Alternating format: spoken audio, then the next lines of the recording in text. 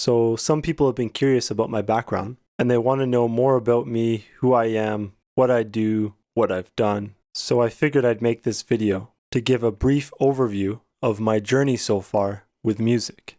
Before we start, here's a brief overview of what I will be talking about in this video. First, an intro into how I came to love and learn music. Second, you'll hear about my 13-year-long teaching career so far. Third, you'll hear a bit about my performance so far. Fourth, you'll hear about my songwriting and production so far. Fifth, you'll hear about my composition journey thus far. And yes, composition is different from songwriting. And then last, a quick outro, encouraging you to like my video if you like my video, and subscribe to my channel and click the bell icon if you'd like to stay up to date with the things I'm working on. Also remember, you can always find my Linktree link in the description, and that link will connect you to all the various aspects of my online presence, whether it be teaching, booking a lesson, songs I've written, compositions I've made, etc., etc. And you can find that in the description anytime. All right, let's begin.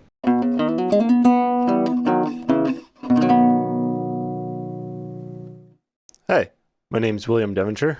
I was born into a highly musical and artistic family. My mom is a grade 10 pianist with the Royal Conservatory and a grade 9 vocalist with the Royal Conservatory as well. My dad was a 70s rocker hippie guitarist and songwriter who played in bands, rocked out shows, and recorded and produced his own music. And although he still plays now and then, he mostly focuses on stock investing these days. Being that my mom is a music teacher, all of my siblings and I had to learn piano. My brother is a multi-instrumentalist like myself, who plays piano, guitar, bass, and is a vocalist. He sings in choirs, and he rocks out shows with his bands. Also, he's an awesome composer and songwriter, though he doesn't do as much of it these days as I'd prefer he did, because I just enjoy playing his songs. As for my sisters, well, like I said before, they all had to learn piano. But though they didn't pursue music as their ultimate career, they are still quite artistic. For instance, my one sister went through schooling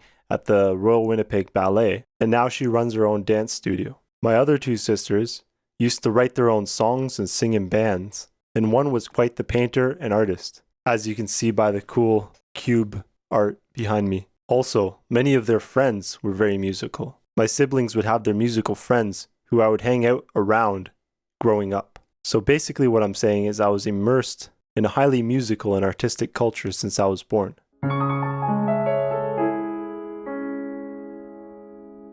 I first started learning music on piano with lessons with my mom. And then eventually one day my dad brought up his old guitar from the basement and got it set up for me. My dad or my older siblings would give me little lessons, usually showing me some cool little riff or song they had learnt themselves. My lessons for piano came mostly from my mom, but because my other siblings also played piano, they would show me cool things as well. Actually, my oldest sister helped me write my first song on piano, and my middle sister actually taught me some of my first songs on guitar. Eventually, my parents noticed my seemingly insatiable appetite for learning new things in music, so they got me lessons at the local music store for guitar, since my mom is a piano teacher and she was already teaching me piano at home. And then once I had shown my proficiency in guitar and my overall passion for music, they got me lessons with a Polish classical guitar teacher named Edward Szynski, who I trained with for about 8 years, and under whose guidance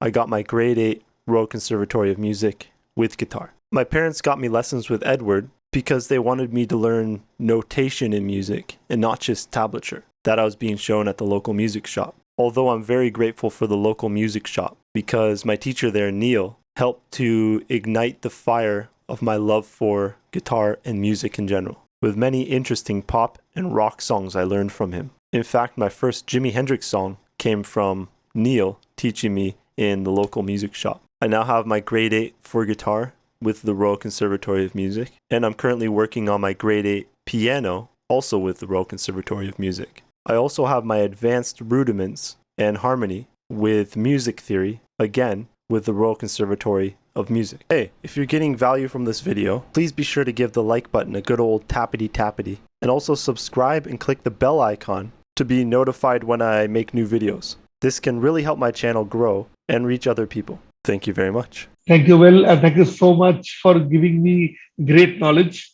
And I look forward to continuing your guidance and at least play good theory and guitar. I've taught many instruments, including bass, drums, violin, and even banjo. But my main instruments that I teach are guitar, piano, and ukulele. I've been teaching for 13 years now, mostly guitar, piano, and ukulele, from my home and from various studios in southern Ontario. And before the pandemic, I was teaching up to 40 to 50 students per week.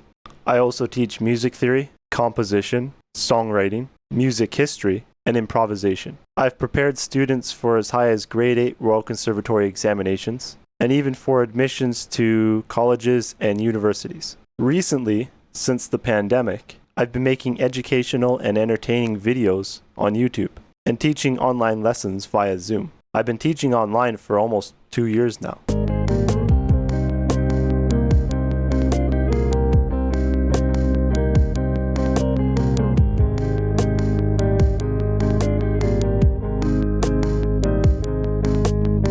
I've given many performances, cafes, restaurants, pubs, clubs, events, private parties, weddings, or even busking on the street by myself or with friends. I usually play gigs by myself. This is because it's easier to get gigs because I don't have to charge so much. I have less gear to set up, take down, and lug around. The songs I know are the songs I know, and I don't have to worry about band practice to make sure everybody in the band can play the songs together. And if a member of the band leaves the band, then I don't have to find somebody to fit their space and learn all our songs. One of my favorite places to play at is restaurants, because you can usually get a free meal at the end of it, and sometimes people give you tips. Another one of my favorite spots I used to frequent a lot was my friend's cafe. I'd show up, get a matcha, and they'd have a guitar sitting around waiting to be played. So I talk to my friend, wait for the place to fill up, and then play for the customers. It was really fun. Sometimes I get the entire crowd singing together Hallelujah by Leonard Cohen.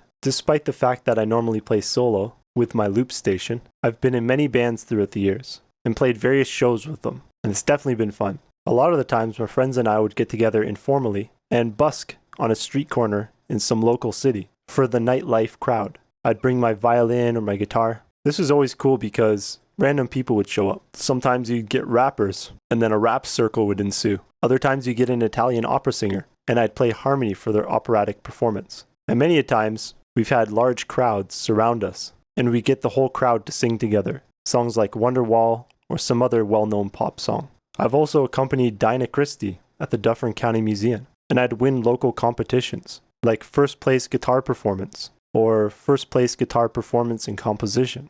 I've also won first place in Star Search in the solo category, and my band won second place in the group category. All in all, I love performance, but it's not my biggest focus.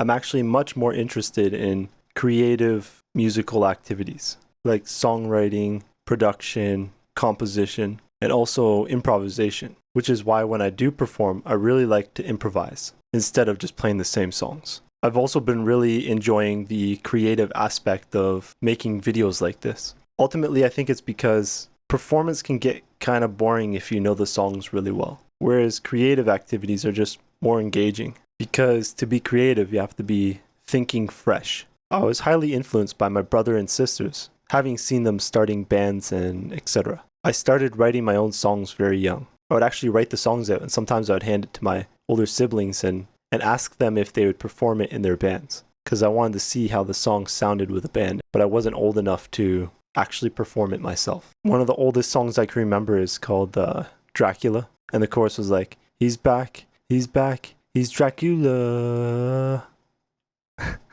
My dad, being that he was a 70s rocker, had a bunch of his old equipment for recording, which he let me and my friends use to make our own recordings. This is where I first started to learn to write, record, and produce my own compositions and pop songs. At some point, I wanted to get a much better grasp on my production equipment in my recording studio, so I took courses in music production using Cubase at the Berklee School of Music online.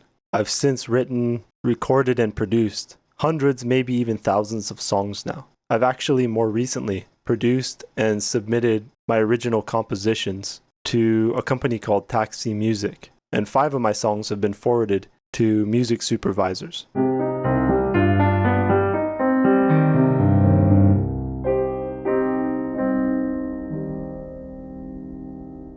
I actually love to compose music as much as I like to write songs and produce. I love writing 4-part polyphonic Baroque-esque compositions, and I'm currently super inspired and frankly obsessed by Bach's chorales, among his other fascinating works. I especially love writing for harpsichord, guitar, piano, or some type of quartet, usually a string quartet, and sometimes I add woodwinds. I composed my first symphony in 2009. I've taken composition lessons with Martin Anderle, a somewhat local pianist, performer, and composer who actually learnt music in Vienna. And I've also taken online composition classes with Daniel Leo Simpson, who in my opinion is a living compositional genius like Bach. It's been an absolute pleasure to have had the opportunity to learn from both of them. I'd actually found Daniel Leo Simpson online through YouTube, and I absolutely loved his compositions.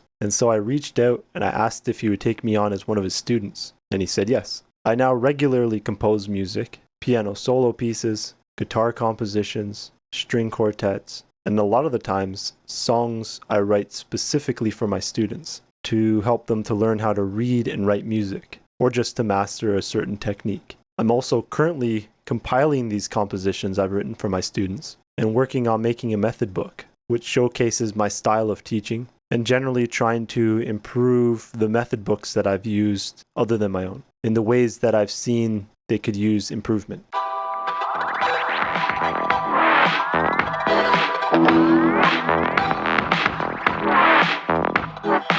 So there it is, my somewhat brief overview of my now 32 years journey with music. I hope you liked the video and learned a lot of cool things about me, or got a bunch of value from my journey with music so far. If you want to reach out and connect, or check out my work, or find me on other platforms, or book a lesson with me, the first lesson, by the way, is a free trial, where you can see if we make a good fit and no strings attached. Or if you'd like to become one of my patrons to help support my work, you can find all this and more in my Linktree, and that's linktree.com/William E as in Edward, G as in Gaunt, and D as in Devonshire. All the best, and I look forward to hearing from you.